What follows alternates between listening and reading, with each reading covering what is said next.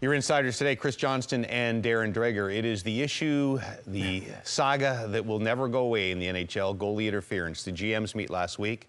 They have a look at a bunch of things. They decide, the NHL is getting most of the calls right. Everything's fine. And then you get the call that we saw in the Islanders-Columbus game, Dregs. How do we explain that? Well, look, number one, it was an enormous game with all sorts of playoff permutations and all of that, so we can appreciate the frustration post-game. But by the letter of the law, as was reinforced last week by the NHL general managers, they get this one right. Now, we're looking at this play in slow-mo, so it does appear like the shot allows Merzlikins opportunity to reset, but in real time, it isn't. And Kyle Palmieri is not forced into the crease. He goes there on his own volition. His backside is in the blue paint, so Merzlikins is not able to play the position, or in this case, reset. Now, Patrick Roy hated it, as again, we can appreciate the call on the ice, no goal, and hockey operations did not have evidence to overturn based on what was discussed last week.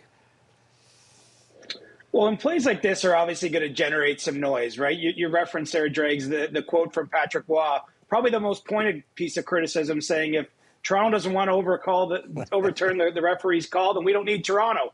Well, what I can tell you for certain is the league does not listen to that. Even someone of Patrick Roy's resume, whether it's you or me, Dregs, with our criticism potentially in the media, players, coaches, you go down the line, the league feels as though they have the mandate from the GMs to keep establishing the standard that they have been calling. And while those make for good sound bites, I don't think they're going to change much. After being traded a couple times in 3 years, it looks like Jakob Chychrun has found a permanent home in Washington. Did the sticker price, though, of $9 million times 8 years catch people in the league off guard, CJ?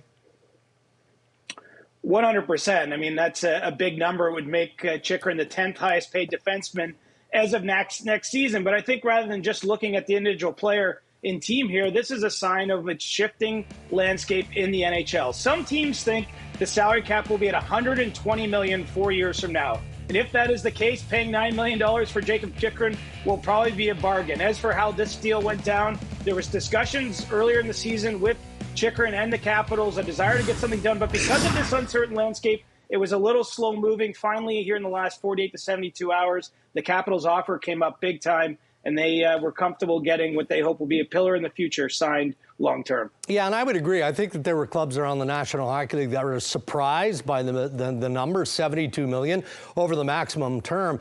But there's also a belief that if Jake Chychrun continues to have the year that he's having with the Washington Capitals, goes into free agency and an unlimited market, maybe that number financially is even higher.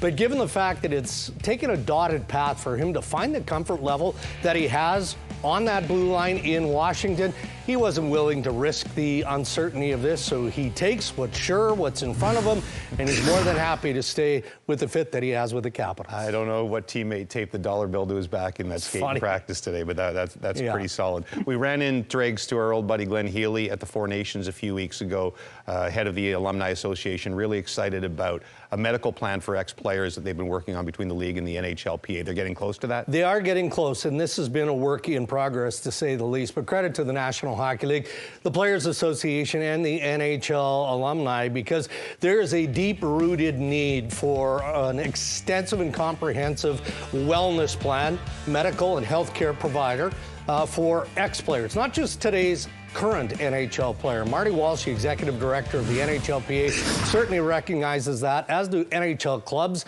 across the National Hockey League. It's not done yet, but it's priority moving forward. Last two draft lotteries have produced Connor Bedard and Macklin Celebrini for Chicago and San Jose, respectively. This year it might be a defenseman and Matthew Schaefer. Same two teams might be involved, though, in the running for that, CJ.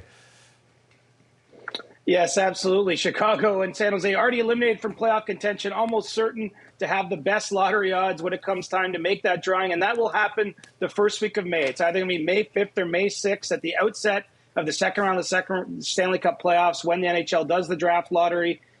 Just depends on when that first round wraps up, but always a big night for the teams that didn't have the season they wanted this year to start looking ahead to next season. Schaefer is number one on a lot of lists, was the best player at the World Juniors until, unfortunately, he went out with that broken collarbone.